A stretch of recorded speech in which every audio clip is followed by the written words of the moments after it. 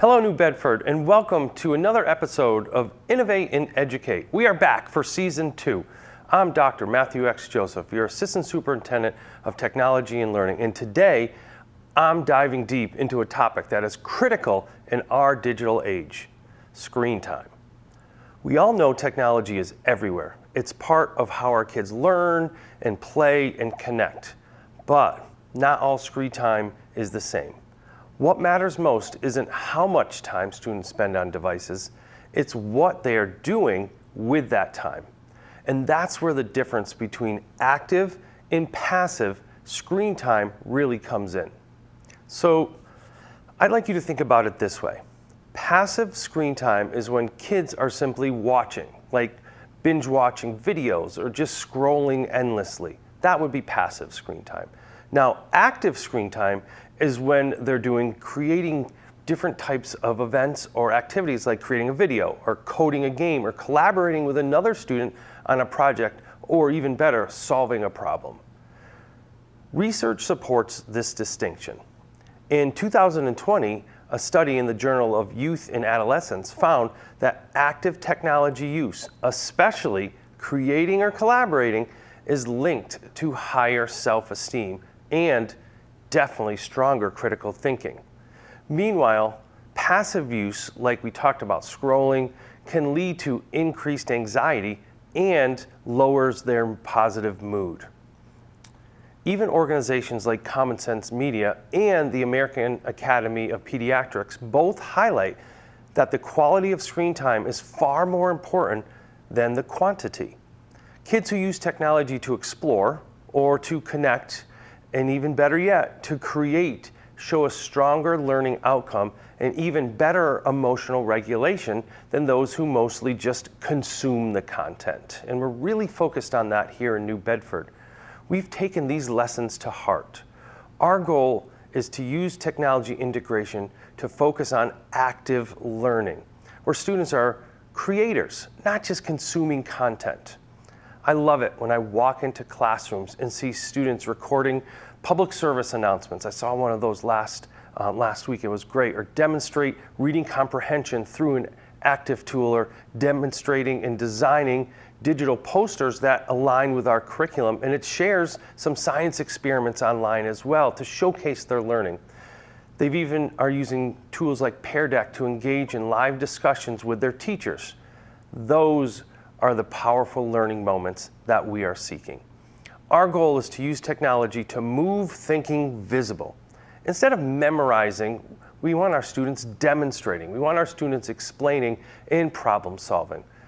Research shows that when students are actively creating, their knowledge retention increases significantly. Like in 2019, Stanford University study found that students who use creative technology tools showed a retention rate of 25% longer than those who use it passively. This is why we are emphasizing active screen time every day, not just for engagement, but for deeper learning. Now, let's talk for a moment about the other side, passive screen time, and why this is important.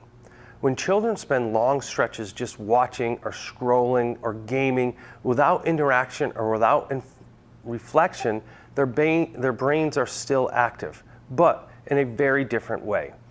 They're taking in simulation, but not processing it deeply. Again, research from the American Academy of Pediatrics and Harvard School of Public Health show that extended passive screen time, and now this is important, especially before bed, can disrupt sleep cycles, lower attention spans, and even increase mood and irritability and fatigue the next day. We've also seen that too much passive screen time can really crowd our time for creativity and outdoor play and face-to-face connection, all of which are essential for a healthy brain and positive social development. Think about hours of autoplayed videos constantly on TikTok, or scrolling through posts, or a marathon gaming session where our children really aren't creating or really collaborating. That's when technology starts to work against learning rather than for it. Now, I get it. I'm not saying these activities have no place. We've all had opportunities to unwind in different ways. But when passive time becomes the majority of the screen time, it can lead to disengagement, emotional fatigue, and missed opportunities to grow, and definitely to not have those creative skills that we want for our students and your kids. Now, let's talk about what happens after school, at home. Screens are part of family life. I totally understand that. We need to check messages, we need to relax, we need to watch a show, we play games. That is all normal. But you at home, families, you can take steps as well to support the active screen time by making screen time healthier and more meaningful. Here are just a few ideas grounded in research and best practices. Maybe ask your child to show you what they created. If they've created something at work and at school, have them show it to you. Studies show that when parents take on an interest in their child's online projects, the motivation in digital citizenship improve dramatically. Definitely encourage creation. I've said that many times today, not just consumption of content, creating something new. The American Psychological Association notes that when students produce something, even if it's just a short video, and we know they do that, or a blog post or digital drawing, it boosts confidence and those problem-solving skills that we really want to encourage in our students. Another suggestion is build in screen-free times with explanation. The AAP suggests media-free zones, like when you're at dinner or when the students are in the bedrooms. Not as punishment, but as family boundaries. Explain it as time to recharge brains and your bodies. And for our families and guardians out there, be a role model. Research really shows that kids mirror adult behaviors.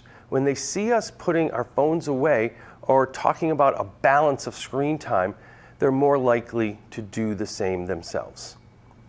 Here in New Bedford, our mission is to prepare students not just for tests, but for life. And that means teaching them to use technology actively, responsively, and definitely creatively. We've introduced lessons on digital wellness, support classroom projects that blend collaboration and creativity, and partnered with the community and families to share strategies for balanced use. Technology isn't replacing learning, it's enhancing what we can do with our students and the curriculum. As Common Sense Media puts it, digital well-being isn't about unplugging, it's about understanding how to plug in with a purpose. And that is exactly what we want for our students here in New Bedford. So here's my challenge to all of you this week. Take 5 minutes to sit down with someone at home, children, to ask, what did you make or learn online today? Or what's something you would like to create? And maybe set maybe one goal, like no phones during dinner, or create something new each weekend. When we work together, school and home, we can turn screen time into learning time and help our students grow and be curious, confident, and creative thinkers. Thank you for being partners in this journey together. We can make technology a tool for connection, not distraction, but for growth and not just for entertainment. So welcome back to Season 2. Thank you for joining us on this voyage of discovery. And remember, keep exploring, because every big idea starts with a splash and it ends making a whale of a difference.